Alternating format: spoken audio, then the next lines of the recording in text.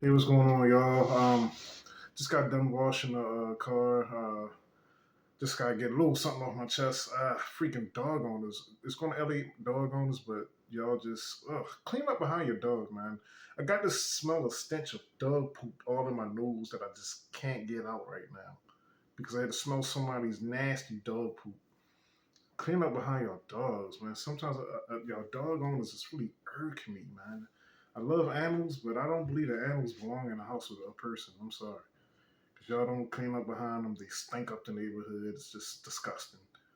And most of y'all don't clean up behind your dog. All right, anyways. But I think that I just want to talk, man. Like this channel's about content. It's about real life, and it's about just talking. Just me and y'all having a monologue. It's not a dialogue because I don't have any lives going on right now. But I'm just talking, and you know, I think the biggest problem with the black community number one is we don't like criticism, right? If you say anything about the black community other than that being great, then you're labeled as a racist. You're labeled as a Uncle Tom, as a Sambo. All right. I want to see.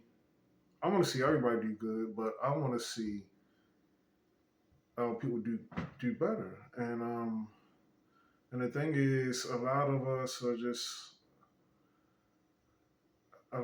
just we don't take criticism well, and and I see a lot of people single and they don't want to get married or they envy people that are married, and a lot of people got marriage misconstrued, and I say black people because I'm black and that's who I relate to the most in America. Black people in America, because we like to think that we're like the only black people. But black people are all over the world. Most black people live in Africa.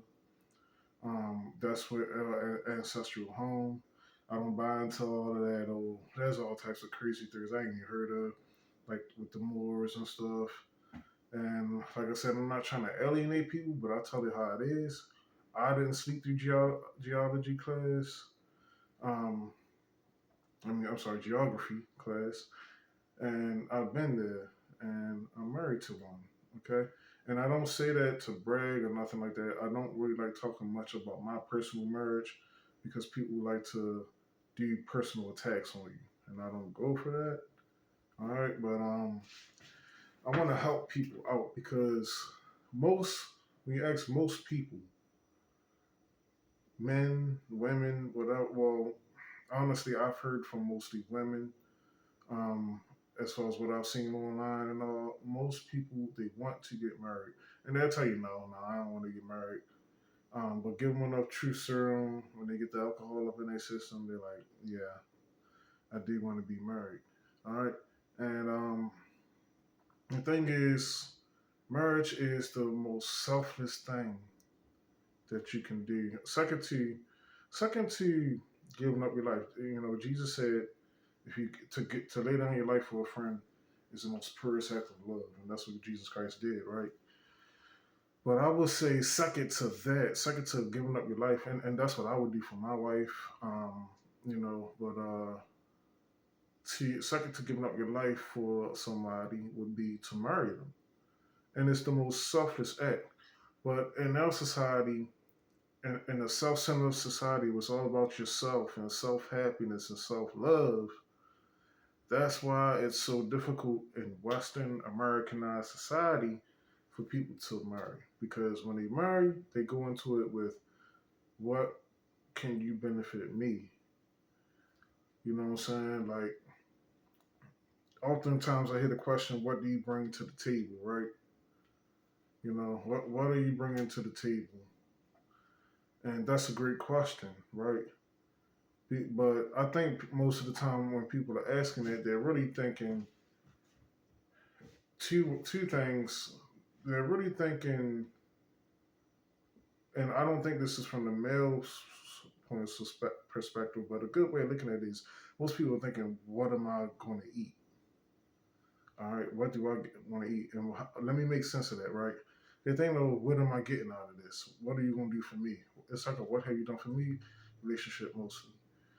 But with what I think people need to see it as is, what can I do for you, right?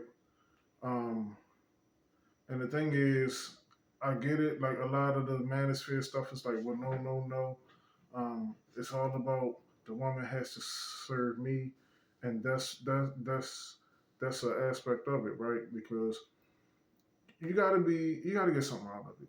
You gotta get something out of it, other than getting your sex on, right? It has to be something else because you can just have that through a transactional relationship by paying somebody to do that for you. But that's not right. That's why it's illegal, and it's not right. And so you want more than just sex. You want something that's more than that. So that's why a lot of men are asking, well, what are you bringing to the table? And a lot of times women like to say, well, I am the table. Like, and basically they just offering their body, right? So you want to know what it's about. But it goes both ways, right? Like, that's why we say for better versus sickness or health. So you as a man also have to provide something. You as a man have to be always willing to have peace. I'm not saying simp out. I'm not saying be the woman in the relationship if you're the man. I'm not saying that. I'm definitely not advocating for no 50-50 because I don't believe in 50-50. I believe that the man, as is instituted originally with the first wedding, Adam and Eve, I believe that the man is the provider. The man has the dominion over the earth, over the household, and the woman is there as the helpmeet, as the counterpart to the man. Whatever the man needs, whatever the man asks for, as long as it's within reason of the law of God and the spirit of God, whatever that he needs and asks for, the woman is there to supplement that, is to be a counterpart, to help along with him, to assist that. You know what I'm saying? I don't believe in this 50-50 stuff. And, you know, I think that a lot of people will find their wives, a lot of women will find their husbands if they just say, okay, you know, what can I also do for you? What can I provide for you? Especially as a man, I'm talking about the man, and to do that, I think the best part that a man can do is be a provider, right? Pay the bills, um, you know, pay for the vacations. If you have it, if you have it, don't be taking vacations if you ain't got the money and max out credit cards and stuff. Um, you know what I'm saying? And most of all, put God first. And I think that before we as a community now, I'm talking about black people, can do anything together, because I hear a lot of these grandiose ideas of we need black banks, we need black schools, like higher education. People want to build schools and stuff, but we need our own economy and all that. Look, check this out. We can't do nothing if we can't have our own households. We can't keep a household together. Almost 80% of black people are in a single parent house, single mother household.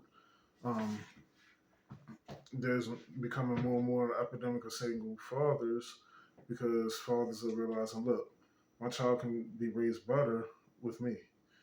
Um, so, our homes are just broken and shattered. Almost 80% of our homes are broken homes. Call them what you want. They're not two-parent households. If it's not a two-parent household in my book, I'm looking at it as it's a broken home. It's not a two-parent household. So in order for us to do anything, we got to be able to put our houses back together.